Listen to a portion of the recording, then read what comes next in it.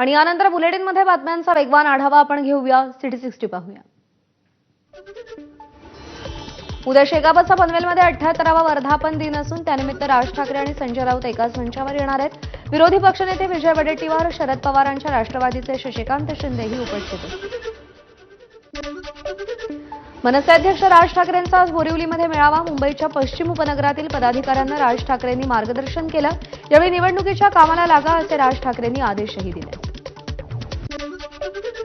भाजपचा प्रत्येक माजी आमदार आणि खासदार एक मंडल दत्तक घेऊन संघटनात्मक बांधणी करणार.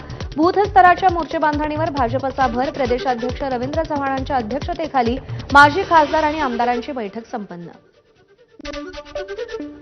माणिकराव कोकाटेंची कृषी खात्यावरून उचलबांगडी. आता कोकाटे क्रीडा खात्याचा पदभार सांभाळणार तर दत्तात्रय भरणे नवी कृषी मंत्री. मुख्यमंत्री फडणवीस आणि अजित पवारांनी मिळून कोकाटेंच्या मंत्रिपदाबाबतचा निर्णय घेतला. शेतकऱ्यांना न्याय मिळवून देण्याचं काम सरकार करेल, एकनाथ शिंदेंची प्रतिक्रिया.